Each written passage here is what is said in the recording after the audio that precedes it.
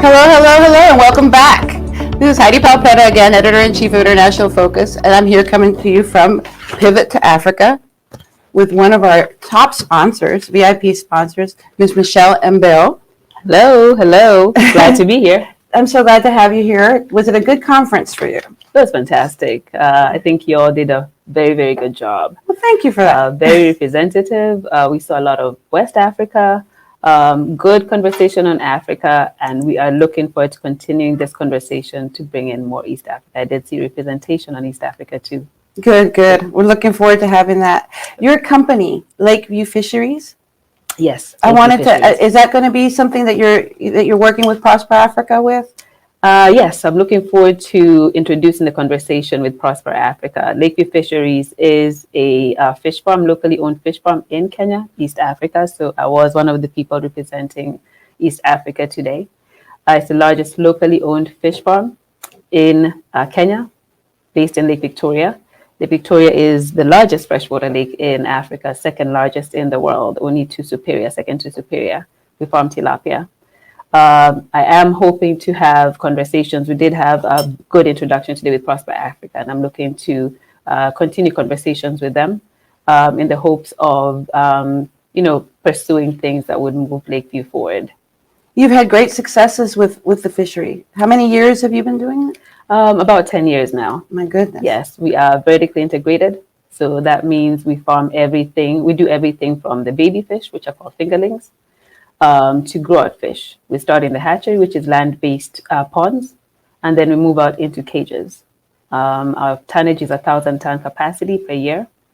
We produce ice. Typically, the problem when you're farming fish in the lake is you harvest it, and you don't have a way to preserve it. So people are going to have challenges with spoilage of fish, and so you lose a lot. You waste a lot of fish because of that. So we have different ways to preserve the fish. We have transport mechanisms to get the fish to market, and we have outlets in order to get our fish out to market. Now, I remember you telling me that you actually help smaller businesses maybe start their own hatcheries or by selling them the products that they need to get started, right? Yes, we do. There are many challenges that fish farmers will face in order to be able to have quality fish. One of them is the inputs. Inputs include things like your fingerlings, things like your feeds, and we produce and supply fingerlings at a very competitive price because there are other hatcheries that produce fingerlings, which, number one, are not quality. Sometimes people will take the fingerlings and they think they're getting a better price and it ends up becoming tadpoles, or they're very costly. So because we are trying to empower smaller scale farmers, we produce fingerlings and we try to give it to them at a price that is at cost or below cost because the cost for us is very, very low. So we are trying to ensure that everybody's able to produce something and be able to earn a dollar, so to say, and earn a living. In the area that you're featuring, how many different industries are available for people to make a living? Good question. So where our farm is located, it's a marginalized community. It is on an island called Mpangano Island, which is in the middle of Lake Victoria. So if we talk about how many different industries are there, there's really opportunities to make a living for your family. Very, very limited opportunities because of the location. The opportunities would include potentially some farming, but then because people are from the lake, they're not really farmers, they're more fishermen. Okay. But because of the practices that they've had, typically, they have overfished the fish in the lake. So there's no fish. They'll go out and they'll come back with no catch. And the fish is how they make their livelihood, which means if they don't have catch, or they don't have fish, they don't have anything to sell. So the biggest industry or opportunity to make money would be fishing. But if the fish is not there, you don't have an opportunity. And because of the location, you can imagine that nobody is going there. It's not an urban center. So people are not going there for school and for business. So opportunities shrink and shrink. Lake View Fisheries has created a business on the island that has now created new opportunities for people to be able to earn a living. So when we came to the island, there were no skill sets to even to be able to have to have the fish farm, to be able to come and work on our farm. We had to upskill train everyone. Yes, we had to upskill. We had to at the beginning, bring people from different parts of the region, from as far as Uganda, Zimbabwe, and even the Philippines, to be able to bring in these much needed skills. Cage diving, we have our lakes in the cages. Nobody knew how to do that. So we had to figure out how to get people trained. Now we have very skilled workers. They're able to work anywhere on the farm, from the hatchery. We produce water as well. Although we're on the lake, there's no clean drinking water. We have people. I was going to ask you about that. The purification. When you told me about that, that's a fabulous, like, extra thing that you're offering to the community around you. Yes. So as a business, you're making a profit. Yes. You know, you have to be sustainable. You have to be but sustainable. You're also providing so much for the community around you. Yes. And I'm so impressed by that. That's why I wanted you to explain more about the success stories. This is a true success story of what can happen. Yes. So while you're on the lake, and everybody will assume that, well, there's water from the lake that you easily should be able to access and drink. We still have big problems such as bilharzia and cholera, which you get from drinking and clean water. People bathe there, they do everything. The animals are washed there, they go and drink water from there, and that's the same water that people still go and consume. So Lake View Fisheries produces clean waters. We go and clean the water and give them drinking water that they can now consume. In terms of community work, we support a lot of schools. So we will give different orphanages clean water for the little children to have to drink. We'll take care of pads and sanitary towels are a problem for young girls. They're not able to access them, and on the days that they're on their cycle, they have to stay out of school.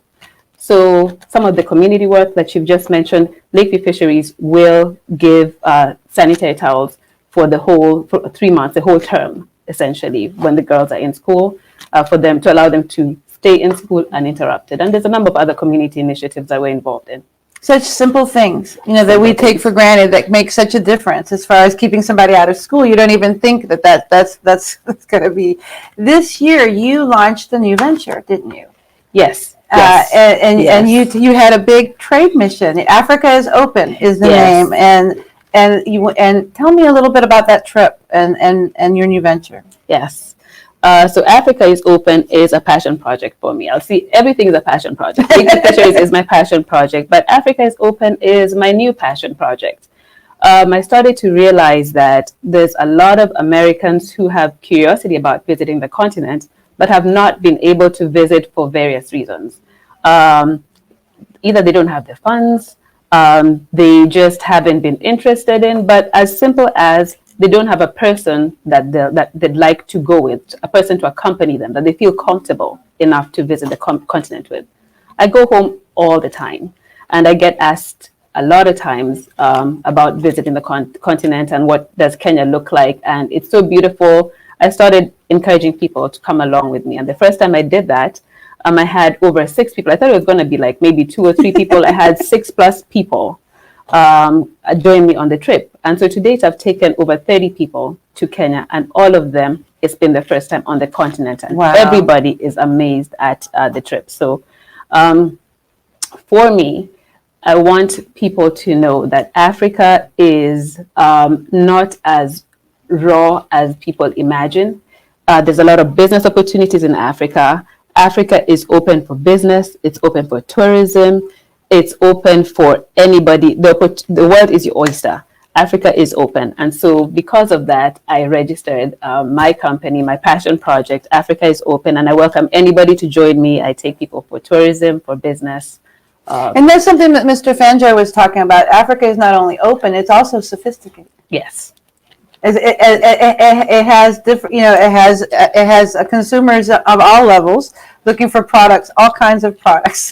Very, very sophisticated. Nairobi, which is where I'm from, is a very cosmopolitan, a very metropolitan city. You speak English across the whole country, you use cell phones across the whole country, and of course you still experience deep culture. We have the Maasai tribe and various other tribes that let you experience a lot of the strong cultural aspects that we have in Kenya. And of course, Nairobi is the only city in the world that has a national park in the city. I'm very proud of this. That's fascinating how they're both kind of incorporating and working together. Yes.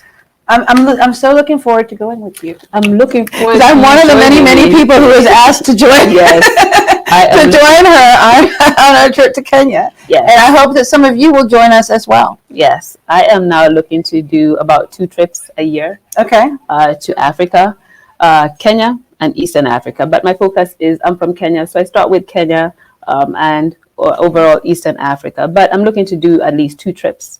I know there's a number of people who are interested in different opportunities. Like I've said, there's cultural exchange, there's business exchange. And this summer, actually, in July, I have Africa is Open Next Gen, which is the young children. So I have a program happening for young children to have them on a chaperone visit through Kenya. Wonderful, wonderful. How can people find out? This is the time that we plug. How can people connect with you? Yes, people can find out more about me on africaisopen.org. That's for my trips to Africa, to Kenya. And more about Lake View Fisheries, that's going to be at lakeviewfisheries.com, www.lakeviewfisheries.com. Okay, perfect. Thank you so much for joining me today. Thank you. I appreciate it. I look forward to learning more. Thank you.